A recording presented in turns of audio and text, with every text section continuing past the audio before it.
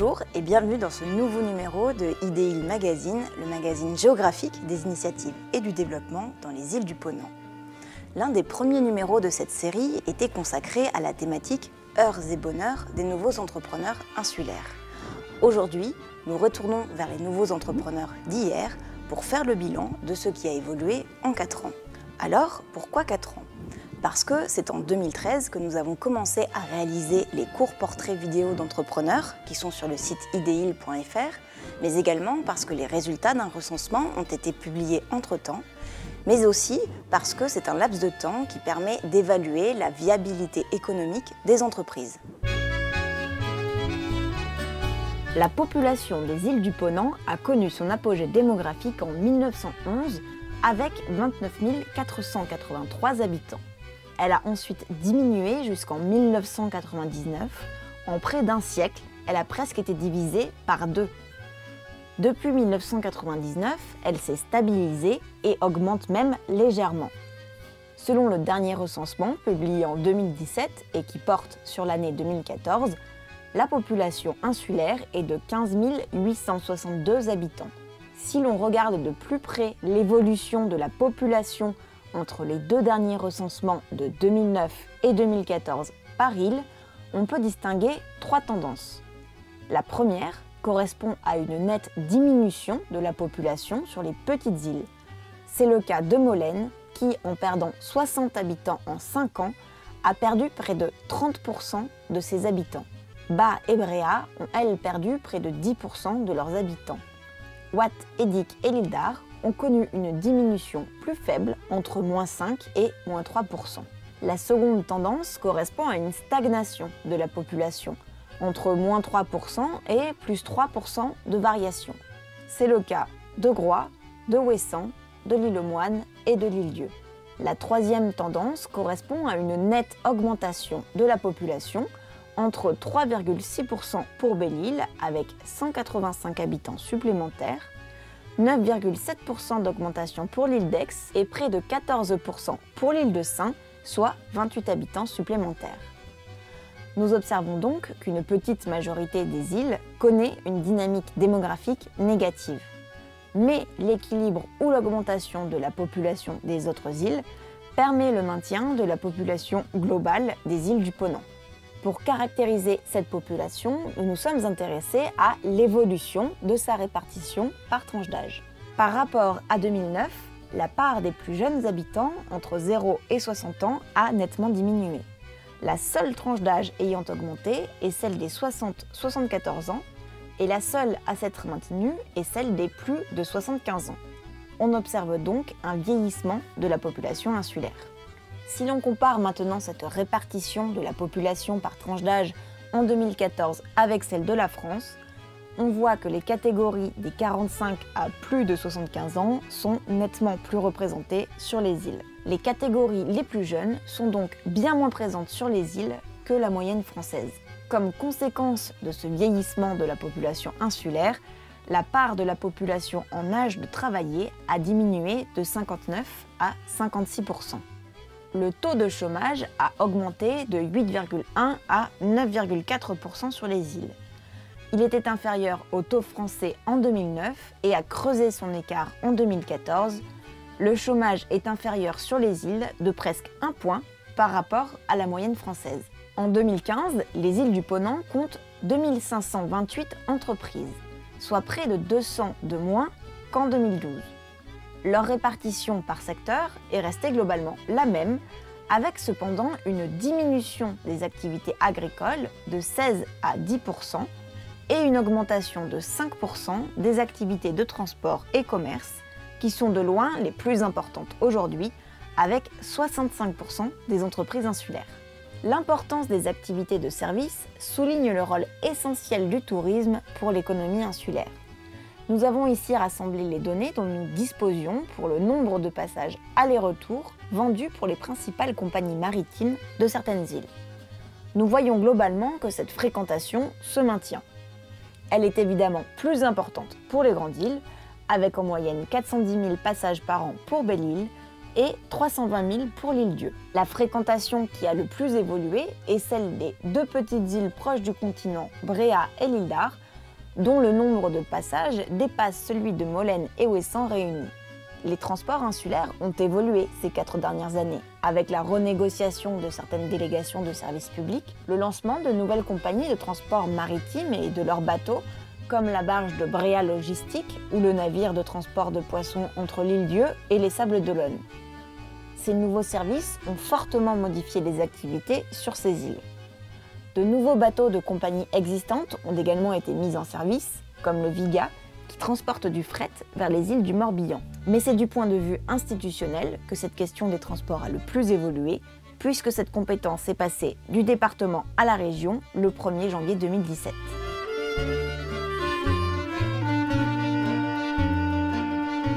Cette approche statistique cherche à cerner les évolutions socio-économiques globales des îles du Ponant. Ce que l'on observe sur le terrain, ce sont des parcours individuels d'entrepreneurs qui évoluent d'année en année et dans lesquels se mêlent les dynamiques personnelles et professionnelles. Dans les émissions précédentes, nous sommes déjà retournés filmer des entrepreneurs interviewés en 2013, comme Yannick Cordier qui s'est installé à Belle-Île-en-Mer pour réaliser un projet personnel. Son entreprise Ultimate Fishing a connu un développement remarquable. J'ai toujours, même en filigrane, pratiqué la pêche. Et je me suis retrouvé un beau jour en vacances, tout simplement à Belle-Île. Et j'ai pu donc aller à la pêche à Belle-Île-en-Mer. Puis ça a très très mal tourné. Je suis venu la première année 1 fois, la deuxième année 2 fois, la troisième année 4 fois. La 5e année, j'étais là tout le temps. J'ai dit là, il va falloir que je change de vie. L'installation s'est d'abord faite dans une ancienne stabulation agricole, puis dans une ancienne boîte de nuit. Aujourd'hui, elle vient de s'installer dans ces nouveaux locaux qu'elle a fait construire pour accompagner le développement de son activité. Les principales évolutions des entreprises en 4 ans sont très régulièrement liées au foncier, comme pour la verrerie d'art fluide à Belle-Île-en-Mer. On s'est rencontrés il y a 3 ans. Quelles ont été les évolutions depuis ? On a pété les murs, on a grandi l'atelier et on a plus que doublé l'équipe. Le foncier d'entreprise n'est pas le seul domaine dans lequel nous avons pu observer les évolutions des entrepreneurs. Certains ont pu trouver une opportunité pour acheter ou faire construire une maison, comme les agriculteurs de l'île d'Ar. Pour analyser plus finement ces évolutions, nous sommes retournés filmer 3 entrepreneurs que nous avions interviewés il y a 4 ans. Les premiers sont Isabelle et Yves Guéloux, maraîchers sur l'île de Groix. Depuis le début de leur activité, ils vendent leurs produits sous forme de paniers à Groix et Lorient, dans des épiceries bio du continent et au marché de l'île. Ils ont poursuivi cette activité et sont parvenus à construire leur hangar agricole. Ça a été quand même 7 ans pour le faire. Mais c'était de trouver le terrain qui était plus compliqué. Et on a monté assez vite le hangar après, et on a bien raison parce que le PLU s'est durci depuis. Hein. Qu'est-ce qu'on a fait depuis? On a stabilisé notre entreprise, quoi. On fait de plus en plus de légumes quand même, on arrive à avoir plus de personnel. On augmente le personnel, les grains ils n'augmentent pas. Ouais. Par contre, c'est le coût du bateau qui a drôlement augmenté par rapport à il y a 4 ans. Donc il a doublé pratiquement, hein, et la palette pareil. Pour être concurrent par rapport aux légumes du continent, on a déjà une certaine somme à enlever. On a maintenant des moutons de Landes de Bretagne. Donc on envoyait sur le continent l'abattoir et ramené sous vide par moitié ou en entier, en caissette. Après être réservé, quoi. Non, quand on en aura plus, on va peut-être changer de technique. Ce serait de la transformation aussi, pour satisfaire encore plus de monde. C'est sûr qu'au bout de 12 ans qu'on est là, on pensait pouvoir profiter davantage de la mer, de tout ça, se baigner, enfin. Et puis finalement, tu arrives à la fin de la journée, tu es complètement fatigué et tu vas même plus te baigner.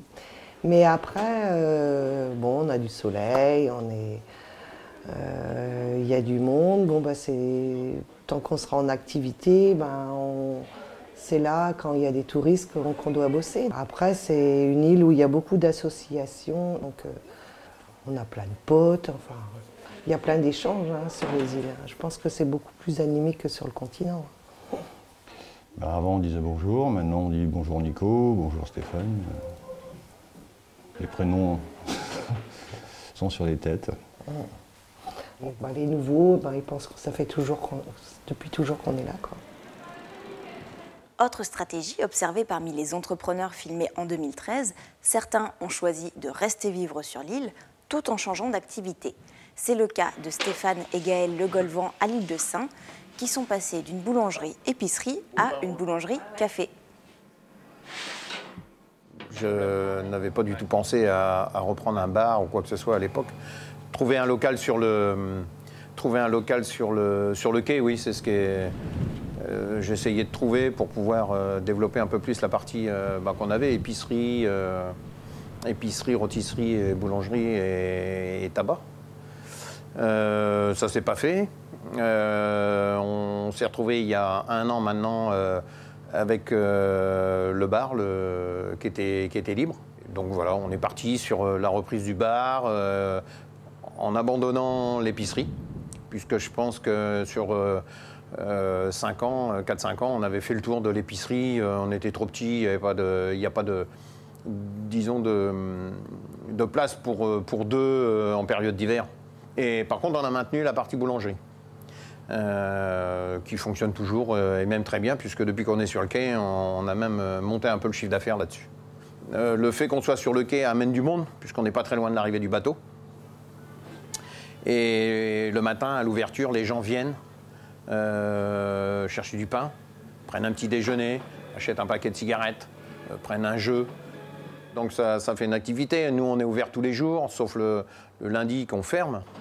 Les gens sont présents.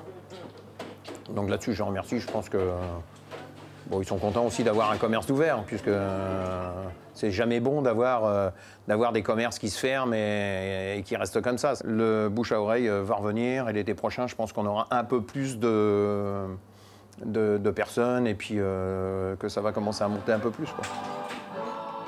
Maintenant, c'est de développer cette activité. Donc à voir. On a commencé par faire des sandwichs à nouveau ici, donc à partir de cet été. Il y a peut-être d'autres activités à faire, puisqu'il y a une salle de restaurant au-dessus et puis une cuisine professionnelle. Il y a plein de choses à faire, hein. Il y a des coups de main à donner à la commune, il y a des choses à faire, aider des associations, des choses comme ça. Oui, il y aura toujours. Je pense que je serai toujours actif, quoi. Autre cas de figure, observé parmi les entrepreneurs filmés il y a 4 ans, certains ont quitté l'île. Nous sommes allés interroger Mathieu Thomas, qui fabriquait des girouettes à Ouessant et qui poursuit cette activité sur le continent. J'ai tenu mon atelier boutique à Ouessant jusqu'en 2016. Et à l'automne 2016, donc, on a déménagé et on est venu habiter donc, dans le fond de la rade de Brest. Donc on est au bord de l'eau, mais c'est beaucoup plus calme. Donc j'avais le système de la boutique atelier. Donc je travaillais à l'endroit où je vendais. Et c'était vraiment très intéressant parce que du coup, quand il n'y avait personne, je pouvais travailler. Et quand il y avait des gens, je pouvais vendre. Le truc, c'est qu'au fur et à mesure, en fait, plus il y avait de gens à rentrer dans la boutique, et moins tu arrives à travailler, en fait. Et en fait, sur Google Maps, par exemple, l'appellation de mon truc, c'était attraction touristique. Une maison encore ici, quoi. Voilà, on a habité à Ouessant pendant 10 ans. Le travail de ma copine évoluait. Moi, au niveau du boulot, je voyais aussi que j'arrivais en fait au bout de quelque chose, parce que je me retrouvais un peu dans un film en boucle, en fait, avec ma saison qui n'arrêtait... Enfin, une fois que j'avais fini mon stock, paf, la saison recommençait. Il y avait aussi les enfants qui grandissaient. Il y avait plein d'assauts auxquels on faisait partie qui se sont arrêtés pour plein de raisons. Donc du coup, tout ça réuni, on s'est dit, bon, voilà, c'est peut-être le moment, quoi. Et donc du coup, on a décidé de partir à l'automne dernier. Je ne comptais pas non plus arrêter de faire des girouettes, parce que vraiment, cette idée-là, je ne l'aurais pas eue si je n'étais pas allé à Ouessant. Donc j'ai gardé un point vente à Ouessant. C'était un peu une année de transition, donc j'ai fait beaucoup de marchés pour me faire connaître aussi. Et quand on m'invitait sur un marché, par exemple à Camaret, j'ai fait une girouette langouste. Et puis du coup, ça me donne d'autres idées aussi. J'ai rencontré d'autres artisans. Par exemple, un monsieur qui fait des vitraux. Et donc on a un projet en commun de girouettes en verre. Il y a un peintre aussi de Camaret avec qui on a un projet en commun aussi sur une série de girouettes. Alors par rapport à Ouessant, donc au niveau de la com, c'est vrai que à Ouessant, je n'avais pas du tout besoin d'aller courir après les journalistes pour parler de mon travail. Donc c'est vrai que j'avais une visibilité quand même assez hors du commun. Sur le continent, je suis revenu à une certaine normalité, c'est clair. Puis du coup, je me suis beaucoup plus intéressé à Facebook, Instagram. Cette année, c'était aussi donc la recherche d'un local et la recherche de partenaires pour faire donc une boutique partagée. Et donc là, on a trouvé un endroit, moi, qui me paraît super.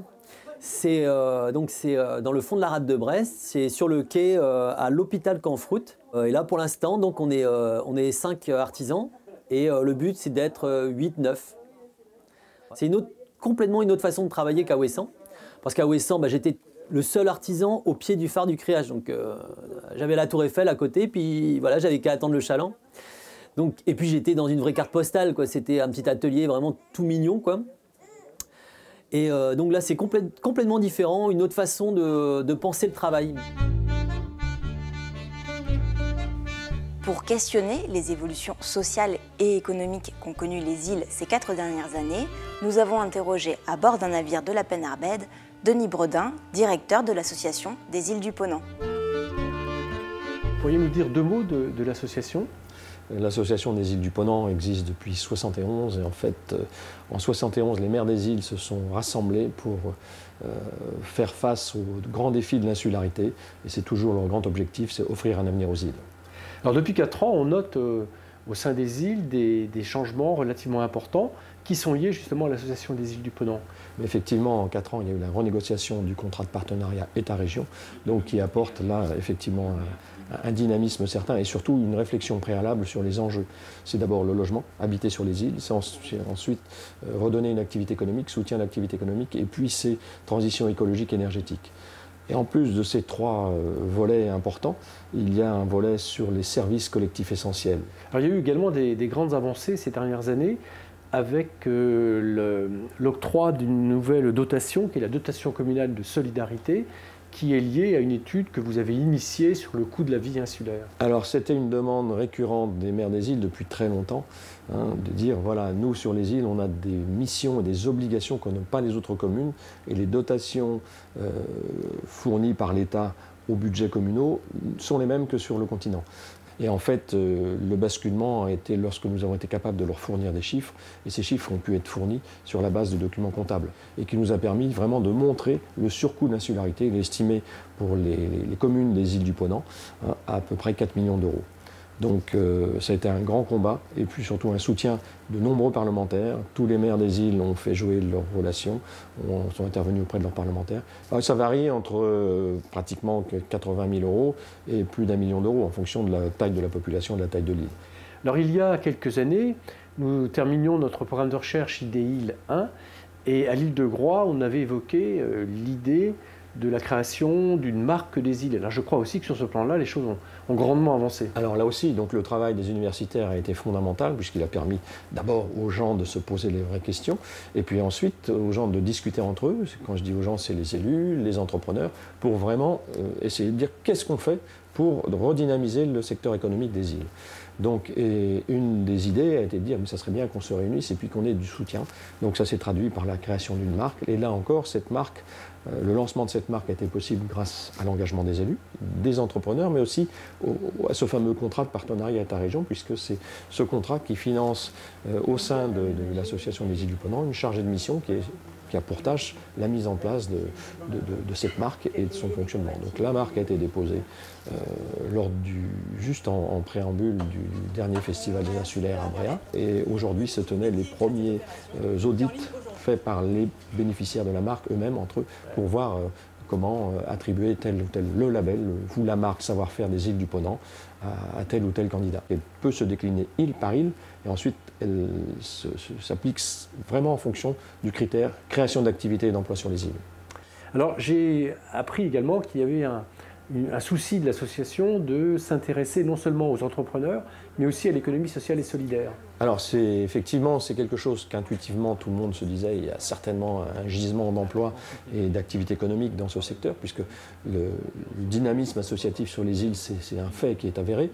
Et là, plutôt que de partir la fleur au fusil sans savoir exactement, on a là aussi lancé avec l'appui d'universitaires, plusieurs universités, de Rennes, de Brest, la Sorbonne et puis Toulouse, je crois aussi, donc pour avoir un diagnostic de ce qu'était réellement l'économie sociale et solidaire à l'échelle des îles du Ponant.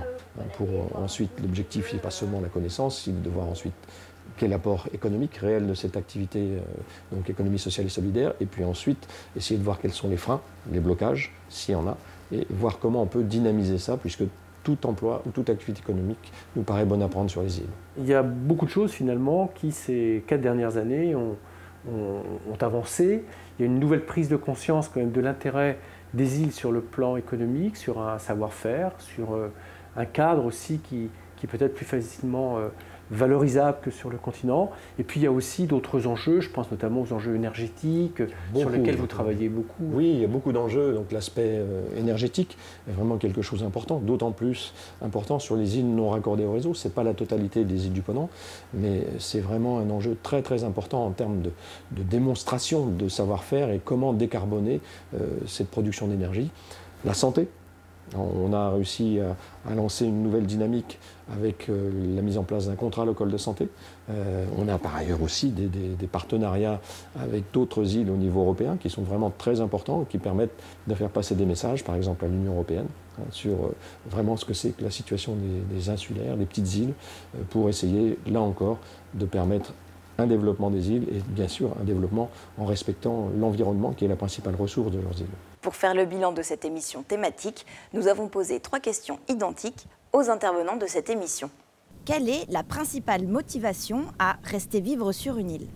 Je pense que les gens qui veulent rester vivre sur une île sont attachés à un territoire particulier qui offre des tas d'opportunités, même si on a l'impression parfois d'être isolé. C'est aussi, je crois, une grande source de richesse. La motivation, après, c'est d'être un battant. Hein. Moi, c'est de prouver que je ne suis pas d'ici. Mais vous allez voir que je vais vous prouver que moi, je peux vivre sur l'île, je peux créer des choses, je peux faire des choses pour vous. C'est un peu comme partout, en fait. Si tu as des copains et que tu es bien là où tu es, voilà, quoi. On a quand même fait 10 ans à Ouessant, c'est qu'on y était bien. Hein. Et on est près de la mer et ça en a besoin. L'ambiance de l'île, qu'on pourrait plus se passer, je crois. Quelle est la principale difficulté pour rester vivre sur une île ? Pour moi, c'est le logement. C'est vraiment trouver un logement. Le reste, l'activité économique, je pense que c'est une difficulté, mais quelqu'un de motivé arrivera à créer son emploi, à trouver quelque chose. La difficulté, c'est d'être accepté. C'est de venir, c'est pas tout de venir sur une île quand il fait beau. Disons que quand tu as un travail saisonnier et que tu as des enfants à l'école, et du coup, en fait, c'est très compliqué pour sortir de Ouessant. Il n'y a pas de difficulté. On est là, on reste là. Quels seraient vos conseils pour des porteurs de projets insulaires ? Qu'ils n'abandonnent pas. Ouais, il faut être un peu têtu quand même. Mon premier conseil serait de s'assurer que la communauté insulaire est prête à recevoir ce type de projet et surtout prendre contact avec les mairies. S'ils aiment bien la liberté, construire, la vie de couple et ça ne leur dérange pas de vivre sur une île où il n'y a plus de... Fini le cinéma, fini les grands magasins, les choses comme ça. Après, c'est une question de... Il ne faut pas baisser les bras la première année ou la deuxième année. Hein. C'est du travail de long terme qu'il faut constamment... ça coûte. Ça coûte des sous, ça coûte de l'investissement. Mais après ça marche. Dès que c'est connu, ça marche. Tout en sachant que on ne va pas monter un commerce à l'île de Sein et devenir milliardaire. Hein. Ça, c'est faux. Mais par contre, ça permet de vivre sur l'île tranquillement, oui, sans problème. Ouais. Cette émission touche à sa fin. On se retrouve en février pour un Idéil Magazine consacré à l'île-Dieu. D'ici là, on vous laisse sur les images d'une soirée musicale dans le café de Stéphane à l'île de Sein, organisée par l'association Inisi. À bientôt sur les îles. Le deuxième jour des noces, un bouquet de soucis. Mais ray to calon mignonne, ray to calon déant. Ray to calon mignonne, ray to calon déant. Le troisième jour des noces, adieu toute la famille. Adieu toute la famille. Car quand on se marie, c'est pour toute la vie.